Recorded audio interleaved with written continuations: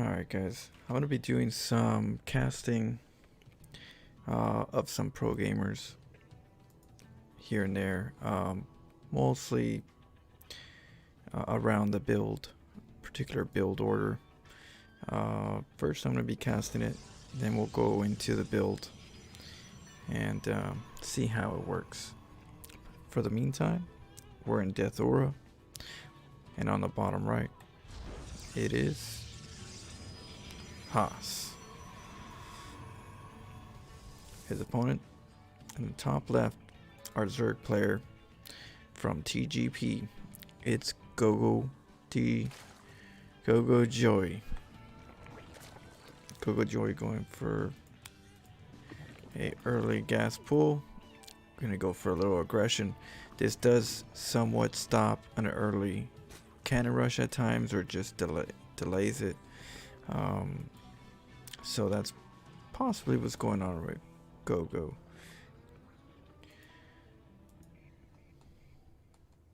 Haas making a pile on it, and a gateway. Getting the gas. Pull's almost done. A Nexus pops up. Haas sending his probe out. We have a hatch.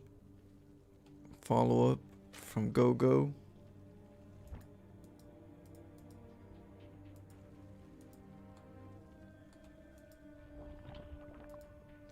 And we got our Cybernetics core. Pylon in the main base. Here comes the scout. Probe comes in.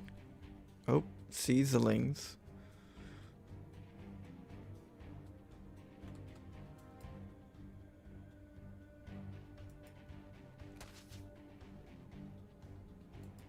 That probe is possibly on a mineral walk.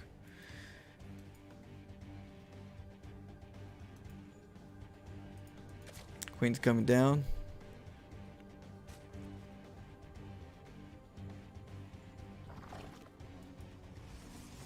And Zealot already produced to block in the lings from coming in. I believe a creep tumor is going to kick in first from our Zerg Queen, following up with the third.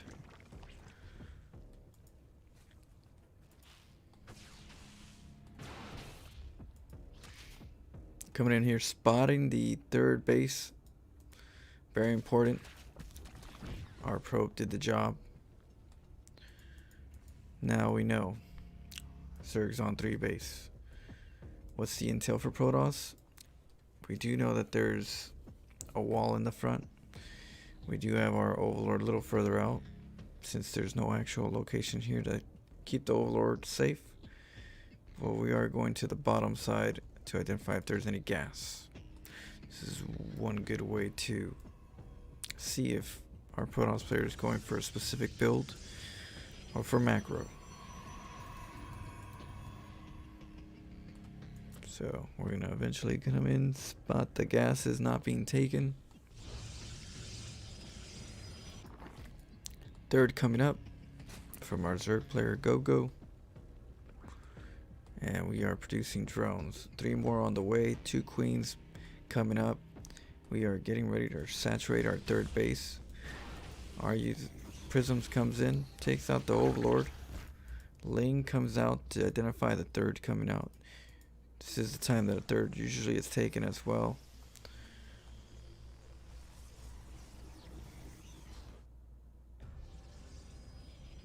Ling spot some Zealots. Might have seen the Prism. Alright, 4 lings being in production. The Roach Warren is not out yet, so we can't make roaches yet. All we have is our queens and our lings, making a spine crawler on high ground. On the other side, 1 immortal, a stalker, and no charge lot, just zealots. Prism comes back, gets ready to warp in another set in a little bit. Spine crawler is going up. A lot of queens.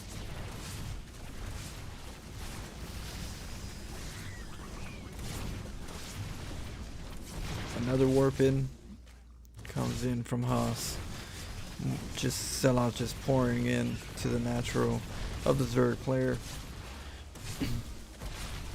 And we're going for another warp in once our cooldown is finished, and another set.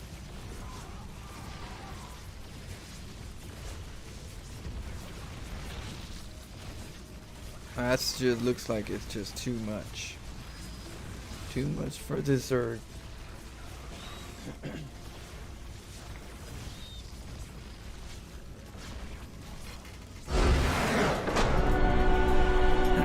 GG.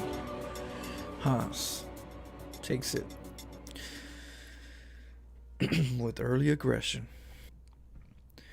So,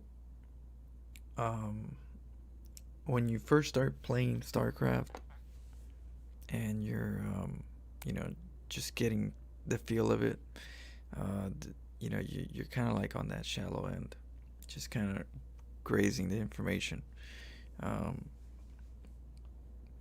But every time you kind of get better and better, the longer you play, the more you understand the repetitiveness of something, right?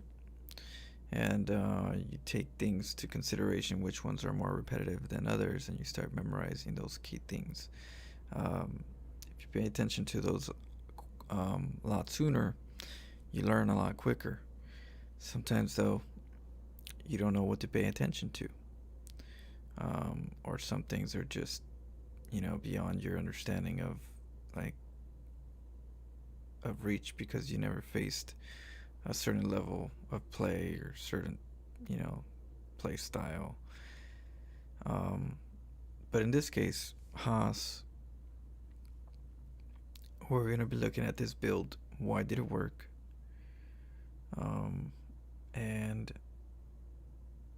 give you my understanding of this build in a very dissect way where you guys can understand it and maybe do it, or just understand the concept of creating a build and what it takes to do a build. And in this case, this is a very optimized build. Optimize pretty much just refers to like sharpening up. You cut the corners, you know what you need, what you don't need. You cut the fat, pretty much. And so the first part, that as a beginner all the way to pro, it's pretty much like mining. How do you mine bases? I'm new. This is my first time playing.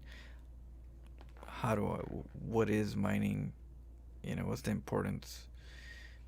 So the objective, especially at the higher level, right? I'm choosing a pro game, because in a pro game, at least they go for the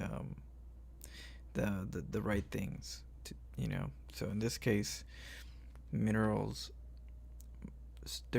If you saturate all your minerals, then you can go with one build place if you saturate them right away. But those used to be like Wings of Liberty. Wings of Liberty, you used to do a lot more with less because you had less workers. But now that we have more workers, it's not so common to do like a one base build unless you're going for like a early harass into a second base. But then that means you have to create enough damage to make it worth. So the main objective in mining is going to be the very first start. You're going to see that Haas splits up the workers to 3 different locations. So tag that one to the right, that one to the left. And so what that allows to do is it gives like a nice little even spread, so that the probes don't have to run around too far. They'll find a mineral patch closest to them. As long as you spread them correctly, you get a nice good optimization of the beginning. In most places you just let them go in and you don't even do anything, right? Then in some cases you can take at least half and then split it if you can't do all three sections. So, but that's one part, is the very beginning. It's the, what are you going to do with this? So it's good practice to get about 4, click them in here, and then get these 3, click them in here. He goes for 2 over here.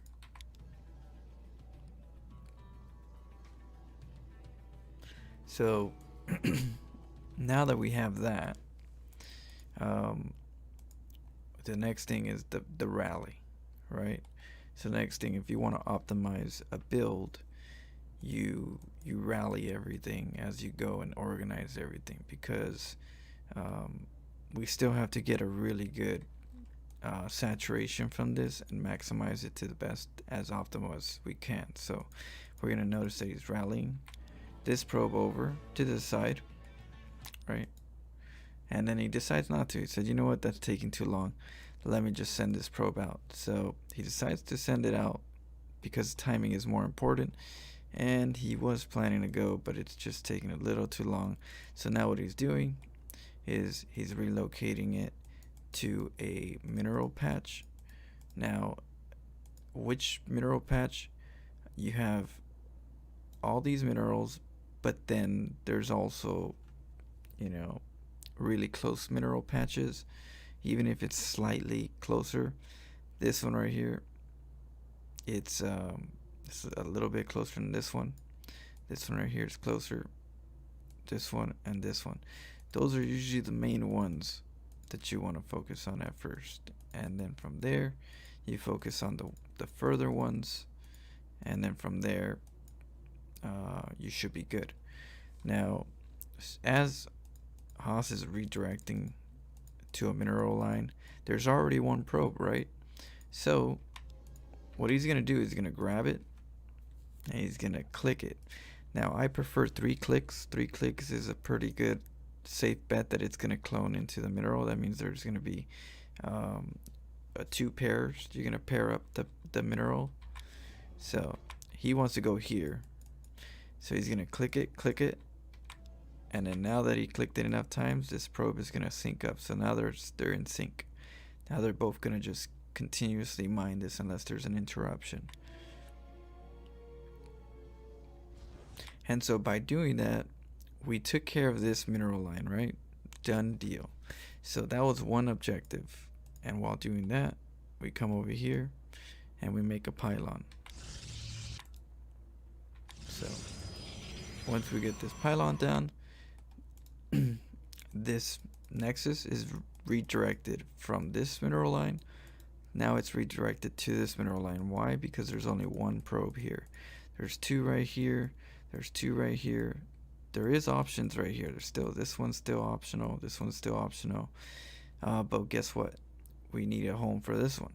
Where is this one going to go? This one can go in one of these 2. Whereas this new one that's coming out can go to this one right here. And that's about it. Everything else is cloned. Everything else it's paired up. So we only have 3 options. This one and this one. So we're going to decide this one's going to be the option to pair up. We're going to click it. This one came out. We're going to pair this one. And now they're all paired. Right? So now we got that one paired up. All of them are paired up. So now we sent a probe out. We picked the probe out of the bunch. And we're going to make the gas. And when we make the gas, we're going to go back to this mineral line because that's the one that has only one probe, and we're going to pair it. Now this probe is closer to the mineral line than this one, so that means this one's the one that you're going to pair, and this one's the one that's going to automatically mine. So you're going to see him click this one, and then click on this one. Click it a couple times, you saw that, and then now he's paired up. So now that you're paired up, your mineral lines are on point. Everything's being used. Everything's optimal. There's no running around. There's no probe running around left, right, trying to find a mineral. There you go. Sent this probe out to go make a gateway, and then comes in and uses that probe to go and clone this one right here. So now these are cloned. Everything's cloned. There's no disruption. It's feng shui up in here. right? So now this one's the next one. This is the only one that doesn't have a mineral line, right? A second probe, so this one's going to be the one that's going to be paired up. So this one comes in, and here comes the pairing. That means that this probe has to come in and then pair up, because that one's further. And see what happens here?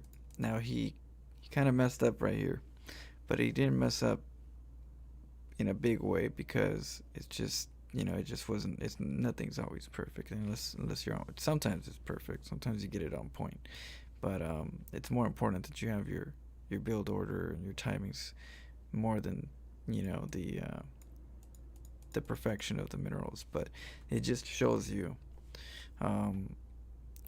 what is going on in the beginning versus just the simple thing of going, oh, well, I just mine in the beginning and I just wait for my 100 minerals and I start making my pylon. It goes deeper into that. It goes deeper into what you're doing with all the time in the beginning of the game, because there's nothing else to do.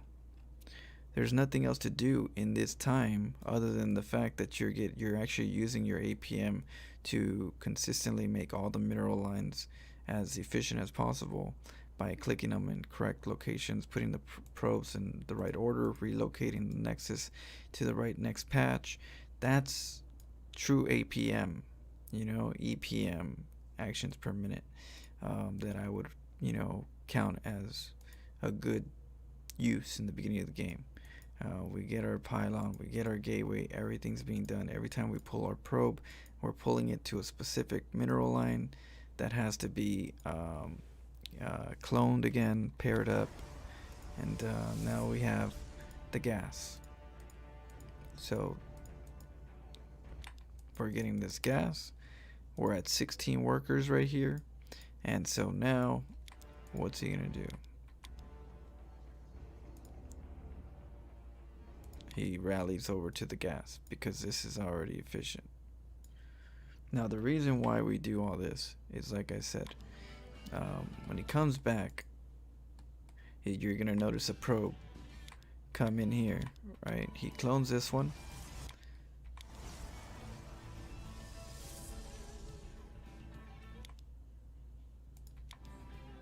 Alright, this one goes in, this one goes in. Everything's good.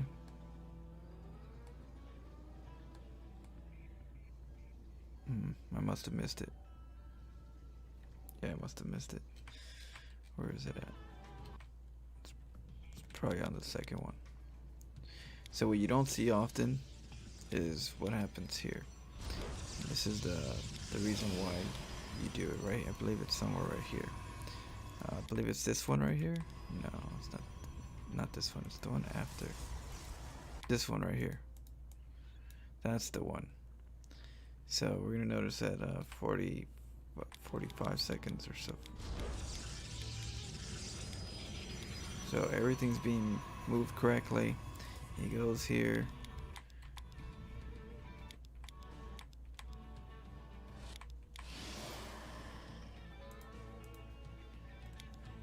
And right here somewhere he's gonna have 2.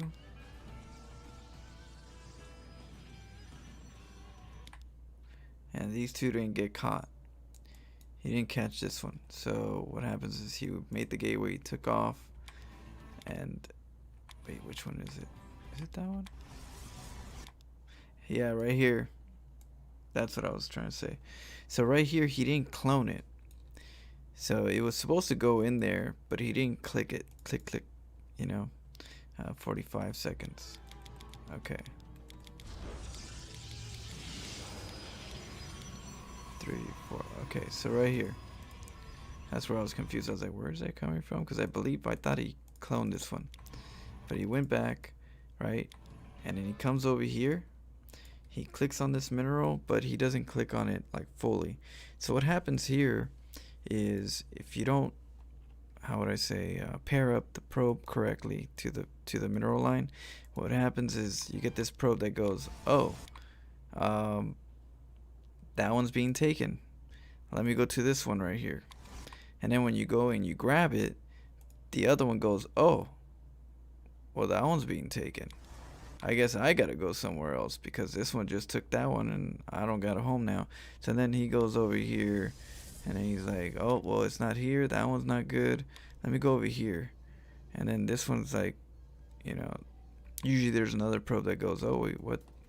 Well, where's my home? And you get a nice little chain reaction, you know, a little chain reaction that you really don't need.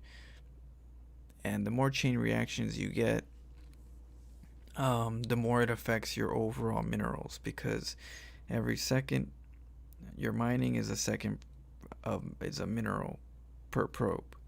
And so if you have too many probes doing that all the time because you're not paying attention to the beginning of the game, and you have like a probe going here, then going over here, but then going over here, then you take that one off and go build a pylon somewhere, and then you just throw it back into the woodshed, and then it comes in and just runs around for another 3, 4, 5 seconds, 6 seconds. That is where you lose minerals if you're trying to optimize. And so by optimizing, what Haas is doing in this early intro is actually utilizing the APM correctly, is making every time worth from the beginning of the game, and not jumping screens back and forth, click, click, click, click, click, you know, not really doing anything other than just trying to get APM, you know, like, oh, my APM's high. Well, that's not really true APM, that's just spamming, you know. So I don't believe in spamming. I believe in having an idea of objectives. You take care of those objectives correctly, sharpen them up, you do them fast. Your APM grows that way because you know what you want to do. Just clicking back and forth, left and right, not having really real reasons or things to your choices, just spamming, it's not very important. What you want to pay attention to is what is important, what APM, what actions are important. And in the very beginning of the game for this build and many builds is the mining part. If you can mine this base, if you can do exactly what Haas did every game and practice that, then you're actually working on a very important part. It's not how would I say it, a major thing, but it's those things that if you want to practice the right way from the beginning, those are the objectives, that if you want to do them or not. The objectives is to make sure that you can pair up these mineral lines as efficient as possible as you're doing your build. And it will help you eventually because you start paying attention to consistently getting a decent amount of workers. In this case, we got 16 workers, and so now that we're fully saturated, the rest of it can go to the gas. So he's gonna switch over to gas. There goes the switch, and now he's going for the gas. Now every build's different, every idea, you know, usually should have a purpose. So looking at this right here, Haas is only getting gases from the Nexus from here on out, not really going over here. He was going to pair this one up. You notice how this one's the only probe missing. Or actually, there's 2 probes missing. But this one right here, it's directed to the one that's only got 1 probe, because he understands which probe he took out and which one needs to be replenished. And so right when the probe comes out, he's going to grab it and he's going to clone it to this one. He's going to pair it to this one. In this case, he goes and sends his probe out. He makes the cybernetics core, and he sends the probe out. Now in this particular build, let's look at this, because this is important too. The probe makes a nexus, right? And then he goes directly to the Zerg player. Why is this important? Why is this important? Why is the nexus? Why is it important to send the probe after the nexus? Well, I'll tell you. Everything has to do with time, and when it comes to builds, You do it enough times to start seeing patterns. Now, for Zerg versus Protoss, our Protoss timing right now, what patterns do we have?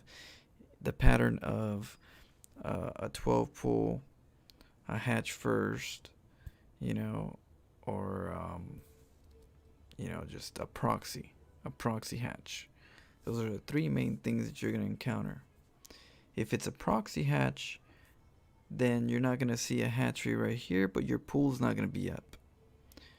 You know what I mean? Which usually if it's a pool first and not a hatchery up, then your pool should be up by the time I get up the ramp. And so because of that, Haas knows the timing of a pool first, which is what our Zerg player did. And right when the pool came up, we got our lings, and the lings are coming out at a normal timing, which is always a common timing, which is why you see Haas go in and out. It just comes in, pokes out. The reason why he pokes in, pokes out is because he knows there's going to be a chance that there's lings right in the area. So you're gonna see him kind of like come in, doesn't go too in. He kind of just, he's like, you see how he's like prodding and just kind of like, he doesn't have to look up there. He just knows that lings should be coming out soon because this hatchery is late. This is what you call a pull first hatchery. So the next objective is, where's your lings? They should be here soon. So he knows that. He knows the timing. He knows that it's like, oh, it should be coming out. So with this probe, he's gonna send back home, but he doesn't send it back home. What he does is he goes around, right? Does a little 360.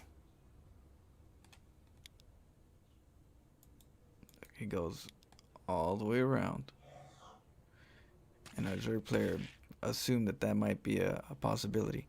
Now, why is he going all the way around? The reason why he's going all the way around is to identify the next clue, right? So the one probe of Haas comes in, identifies that it's going to be a pull first. So that means that Haas is not going to worry about like a very like macro intro. There's a little bit of delay, and leaves and comes back to identify, is this going to be a 3 hatch or is he going to stay on 2 base and it's going to be like a Roach Ravager rush or like a Bailing Ling bust. Because if this hatchery is not here, then that's most likely what you're going to see. You're going to see a Ling Bane or a Nidus rush or some type of Roach rush or Roach Ravager rush. A few things that usually kick in if you don't see this. So your reaction once you see this, in this case, is like, okay, you're taking a third, you're going to go for the macro most likely. This is already a done scout, and we're more understanding of what to do next to the next phase. So he goes and does a nexus, right? And does the same thing with the nexus with the probes. And from here, he's not getting any gas. No gas. He's getting his pylon, gateway, Sive, and then Robo. And then from the Robo, he gets the additional gateways that he needs while he's getting his warp gate, right? And so once the prism comes out, he makes the immortal, and you notice how he's only mining one mineral, one probe on the gas. So once he got enough minerals for the Robo, for the immortal, and for the prism, he no longer needs it. The stalker in the beginning that he makes, this stalker is just to keep the overlords from coming in and getting and scouting. So that's why he makes a stalker in the beginning. The first zealot is for the lings. So he makes the first zealot for the lings in case it's some early ling harass. He makes the stalker to make sure the overlords don't come down to go check what's going on, because he's doing a special timing attack, and that kind of disrupts the chance that the Zerg's like, oh shoot, I can't see what's inside. What is he doing? Is he going macro? The objective that he has, that this Zerg has, is to identify, is there a 2 gas play right now? Because if there's no gases right now, there might be a very heavy attack coming in. and it's not so common. But this one is a pretty strong one because he's just getting one immortal to do the damage for the roaches, and then the zealots to do the rest of the damage for everything else. So he gets the immortal now. The prism he gets over here to take out the overlord. The overlord that scouts that the army's coming out. So this is actually a good way to take care of that. Get rid of it. And boom, now he can't come and identify what's going on just yet. Picks up his immortal and then he takes off. His stalker and immortal inside the base. He made 4 zealots right away. And at this stage of the game, this is when Zergs usually start macroing and creeping. So they usually creep and macro. They're not usually expecting to deal with like a really heavy attack, let alone a lot of zealots. Now it's a lot of zealots because we did not get the gases. Because we didn't spend the time getting the gases and then making the workers for the gases and spending that money to delay us for an attack, we didn't get our gases. We stayed very efficient on just workers. You notice how he shaped it up to the point where we don't even need 16 workers here. He got it where we just need 13. And the reason why you need 13 is because eventually you just need everything for the attack. The rest of it's already, maximizing the timing attack. The next thing he sharpens is how many gateways can I afford going for this 2-base hyper aggressive build. How many gateways is efficient where I keep warping in and I don't have too many of them not being used with warp-ins because I can't afford it. So he's got it up to 7. Now 7 is actually a really good number because 8 is usually a common one, but 8 requires a full saturation on both bases. 7 is kind of like, well, I got 7 because I didn't fully saturate my expansion. Because I'm only at 13 instead of 16, I'm only going to use 7 and just consistently warp in, and that should give me enough to compensate my mineral spend to what I'm gaining, right? So if we look at his resources, he's coming in, he got his warp-ins, and he warped in everything that he could. He's going to be on cooldown for a little bit. He goes in for the attack right here, the immortal. The immortal is to take out the queens and the roaches usually. So the objective here is just to keep sending zealots out, just 7 at a time constantly until you flood your opponent out. Your immortal is going to be the one that you actually protect. You protect the immortal, you pick them up, you drop them, pick them up, drop them. If they're going to be attacking, and you warp in more zealots and you just keep going in. Roaches don't do very good versus zealots, but they will micro them. But immortals will crush the roaches as long as they're being protected. So same thing with the queens. They don't do good versus zealots. Lings, not good versus zealots. And that's why this build really works on a Zerg, because this is a lot of firepower for something that the queens don't like, the roaches don't like, and the lings don't like. And there goes the warp-ins, right? If we look at our warp-ins and we look at Haas's income, we built 1, 2, 3, 4, 5, 6, 7 zealots we just warped in, right? We warped in 7 zealots, and we are literally at 30 minerals. So at 7 zealots with 30 minerals to spare, we made just enough to compensate a full gateway production. So a lot of things players do in the lower levels is they don't do that, obviously, because they're learning. So what happens is they just go, oh, I have a lot of money, what do I do? And then they just keep making more gateways, right? And the reason why they make more gateways is because they think that they need to waste their money somehow. But what happens is they're not warping in constantly. They're not using their warp-ins. Their warp-in cycles are being on cooldown for too long. They're like, oh, I forgot to warp. But people don't notice that because they get their instant gratification. They're like, oh, but I got warp gate, I'll just make some. Yeah, you made some, but you missed like 2 warp-ins worth. So technically, you're behind. But you don't see that because you get the warp ins right away. You're like, oh, but I can make army right now. And that means warp gate's good. Yeah, but not really. Warp gate's good if you can keep up the warp in consistencies. After a cooldown, you warp in again. After another, you warp in again. Um, if not, that's why I go for a gateway and versus warp gates, because sometimes gateways, depending on the scenario, are good for me versus warp gates because I have too much microing going on, and I need to make sure that I'm pumping out of these constantly like a Terran player. Um, in this situation, there's not too much microing. You can go back and check and stuff as long as your prism doesn't die.